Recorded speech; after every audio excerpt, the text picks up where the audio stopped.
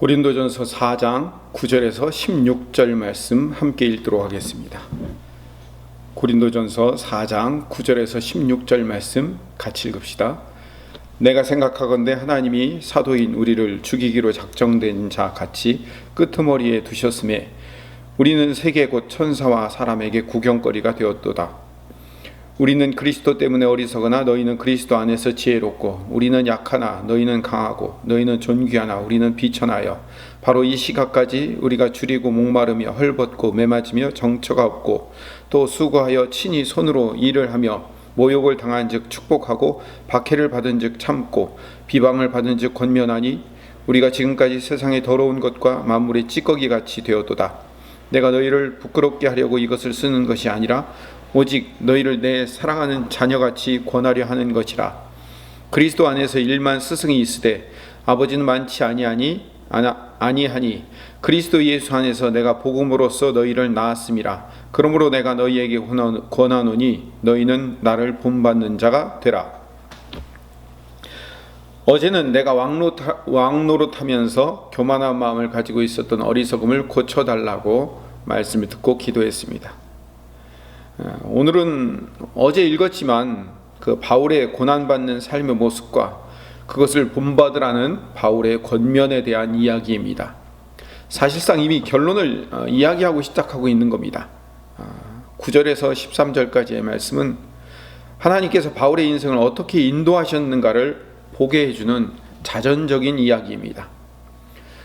사도행전에서 보면 바울이 1차, 2차, 3차 전도 여행을 다니면서 실제로 이렇게 많은 고난받는 장면들이 소개되고 있었습니다. 사도행전은 누가가 쓴 거죠. 그러니까 누가가 목격담을 통해서 이 사도 바울이 얼마나 전도 여행의 과정에서 고난받았는지를 잘 기술하고 있습니다. 단적인 예로 마가라는 바울의 조카는 전도 여행에 같이 참여했다가 너무 힘들어서 중간에 말도 안 하고 도망가는 사건으로 말미암아 바울과 바나바가 이 일로 헤어질 수밖에 없을 정도로 극심한 고난이 있었던 것을 단적인 예로 증명해 주고 있습니다. 바울이 고난받은 이야기는 바울의 편지에서 사도행전 말고도 오늘 읽은 고린도전서 4장 9절에서 13절 말고도 성경에서 여러 번 등장합니다.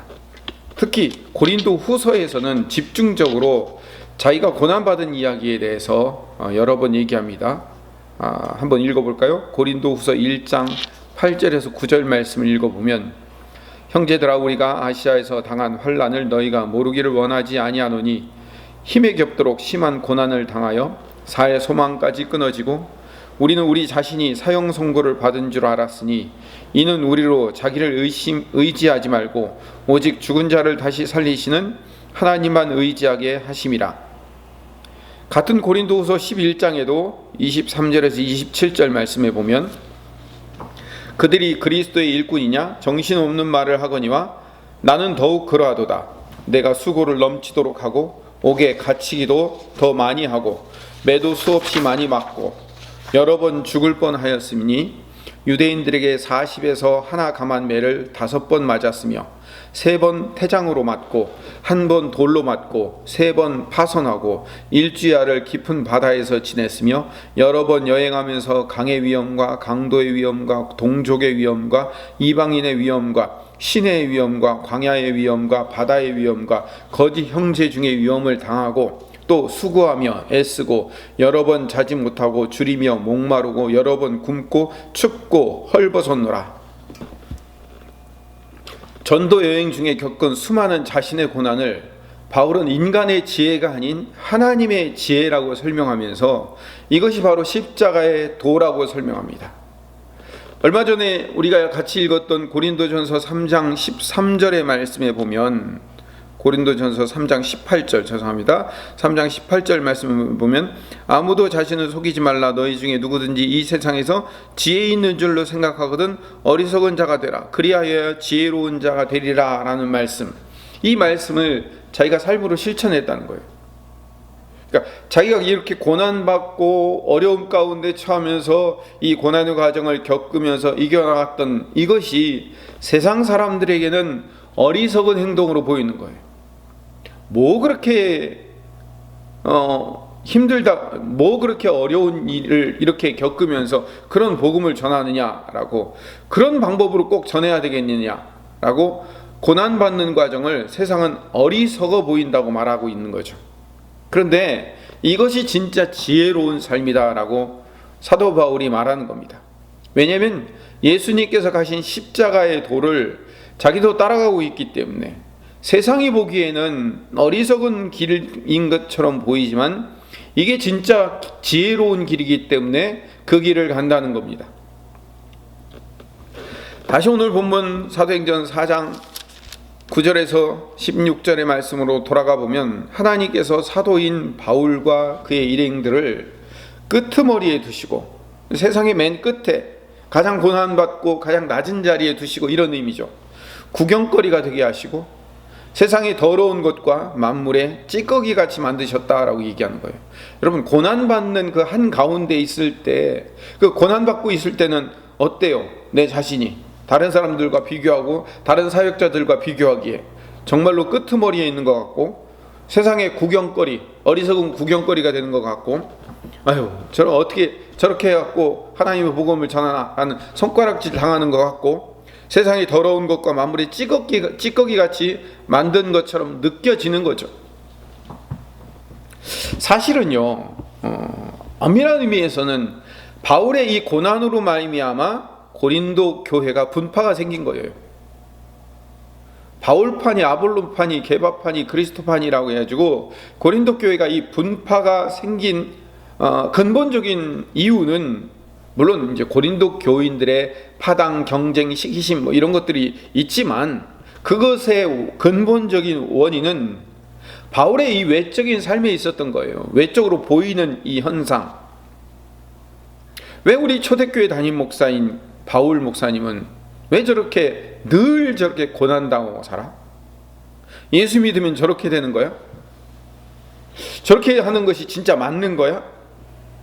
아니, 하나님이 살아계시고 하나님이 역사하신다면 맨날 저렇게 늘 끄트머리 같고 손가락질 당하는 구경거리 같은 모양, 세상이 더러운 것과 마무리 찌꺼기 같은 그런 모양새를 갖추고 있는 게 그게 정말 맞아? 저렇게 말도 못하면서 복음을 전하는 게 맞아? 라고 의문을 갖게 만든다는 거죠.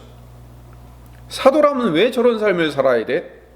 그 의문과 질문 때문에 이 고린도 교인들이 바울에게서 해답을 찾을 수 없다고 생각하고 자꾸 다른 지도자들을 찾고 다른 지도자의 말씀을 따라가는 거예요. 그러니까 분파가 생기는 거죠. 그러나 바울의 변명이라고 하기에는 그렇고, 바울의 변호는 10절에 있습니다. 4장 10절. 우리는 그리스도 때문에 어리석으나 너희는 그리스도 안에서 지혜롭고, 우리는 약하나 너희는 강하고, 너희는 존귀하나 우리는 비천하여. 사역자들은 그리스도 때문에 어리석은 길을 가지만 그 길로 말미암아 너희들이 존귀해지고 너희가 지혜롭게 되고 너희가 강하게 될 수밖에 없는 거 아니냐라고 말하고 있는 거죠. 이것은 약간 이제 비트는 이야기로 전개가 됩니다. 우리가 그렇게 연약하고 낮고 고난받고 비천한 길로 가지만 너희들은 늘 지혜롭고 강하고 존귀해 보이는 길로만 가지 않느냐라는 그런 비틀림의 의미도 담겨져 있습니다. 14절에 바울이 이렇게 말하는 것은, 14절, 내가 부끄럽게 하려고 이것을 쓰는 것이 아니라 오직 너희를 내 사랑하는 자녀같이 권면하려는 것이라 라고 말하는 것은, 고린도 교인들을 정말로 창피하게 만들려는 것이 아니라 사랑하는 자녀로서 권면하는 거예요. 15절에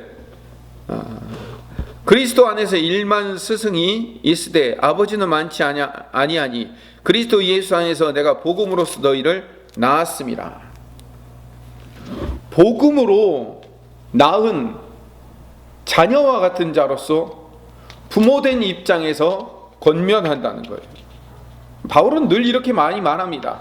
갈라디아 교인들을 향해서도 그렇게 얘기합니다. 갈라디아서 4장 19절에 보면 그 다른 복음을 따라 어리석은 행동을 했던 그 갈라디아 교인들을 책망하면서 마지막에 갈라디아서 4장 19절에 나의 자녀들아 너희 속에 그리스도의 형상을 이루기까지 내가 너희를 위하여 해산하는 수고를 하노니 라고 말하면서 그들이 다시 회복되어 갈라디아 교인들이 회복되어 돌아오는 과정을 위해서라면 내가 다시 너희들을 새롭게 산고를 겪는 고통의 마음을 가지고 너희들을 다시 재생산하는 과정을 거치더라도 너희들을 다시 회복시키기를 원한다는 사도 바울의 책망과 권면의 말씀이 담겨져 있는 이야기인 겁니다.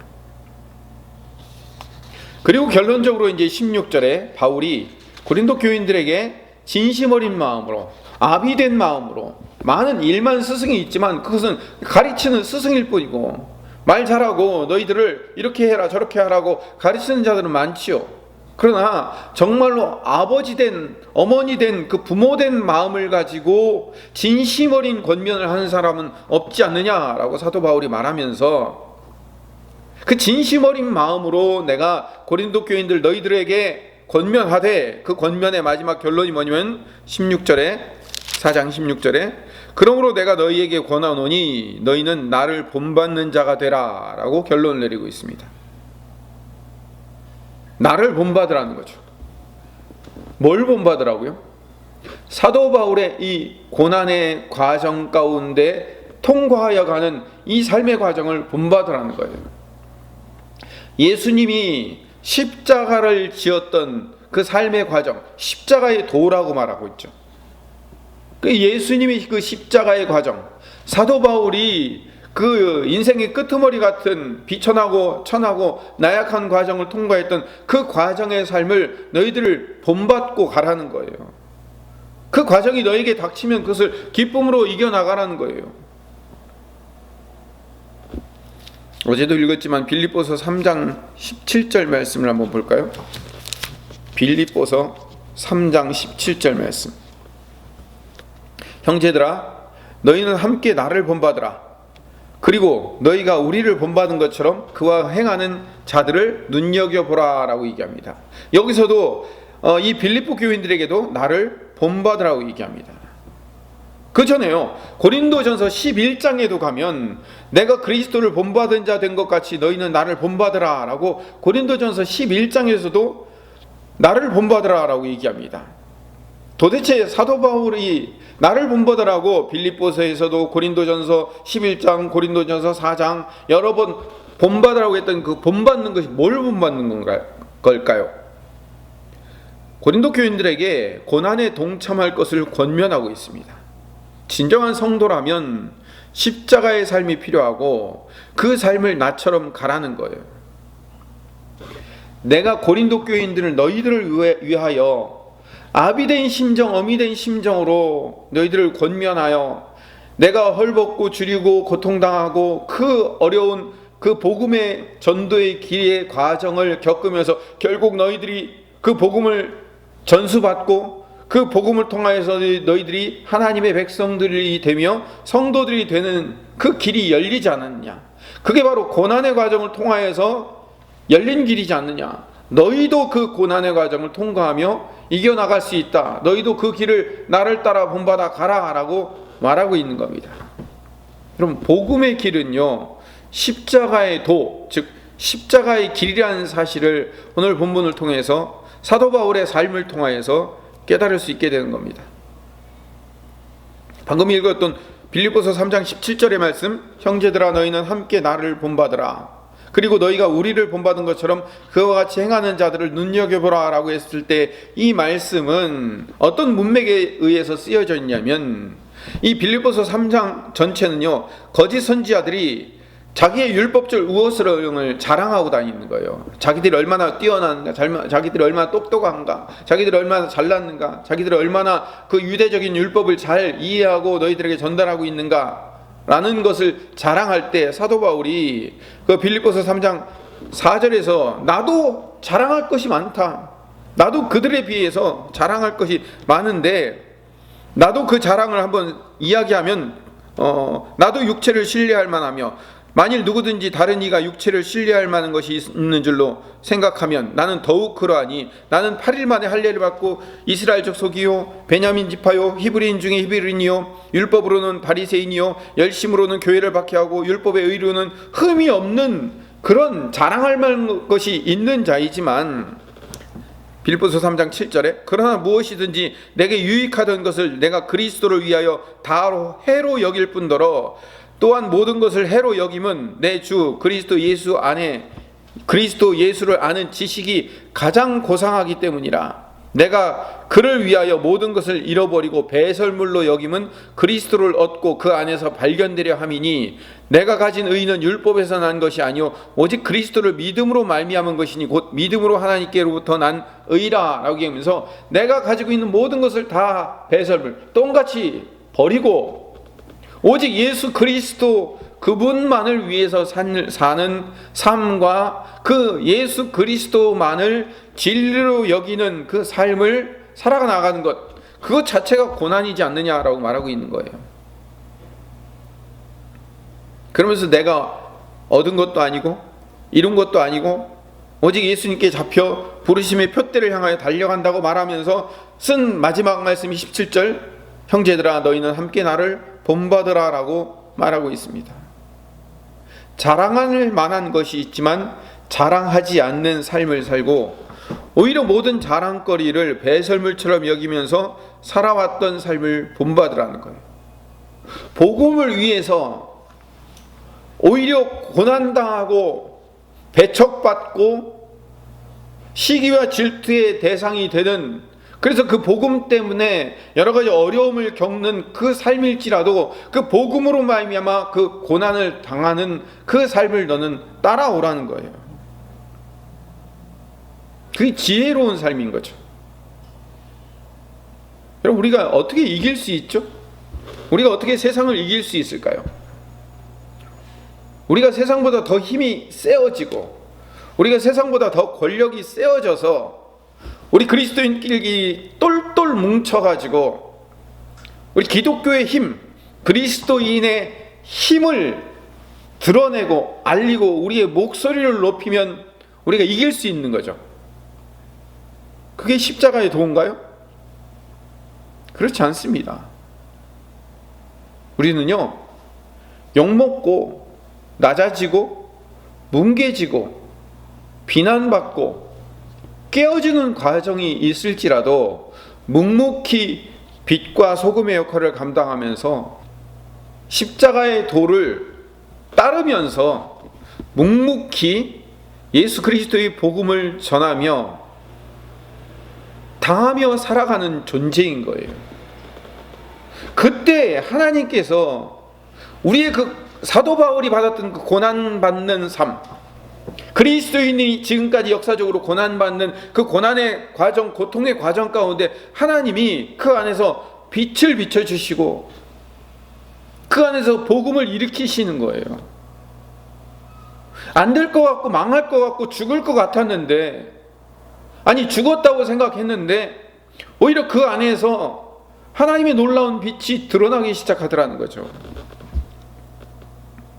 그게 예수님의 십자가의 도이며 바울의 삶이라는 사실을 깨달아야 되는 겁니다.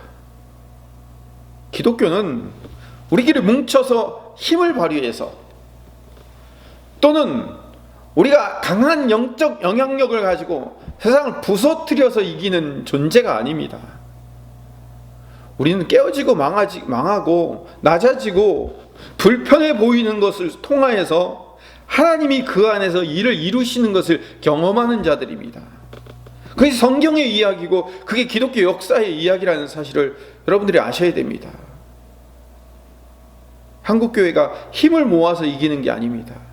우리는 깨어지고 낮아지고 회개하고 망하면서 묵묵히 그리스도인으로서의 삶을 살아가는 그 고난의 역사 안에서 하나님이 어느 날 하나님의 역사하심을 이루고 경험하고 있다는 것을 어느 날 깨닫는 것, 그게 사도 바울의 삶을 본받으며 예수님의 십자가의 삶을 본받는 삶이라는 것을 깨닫는 하나님 백성 되시기를 간절히 소망합니다. 기도하겠습니다.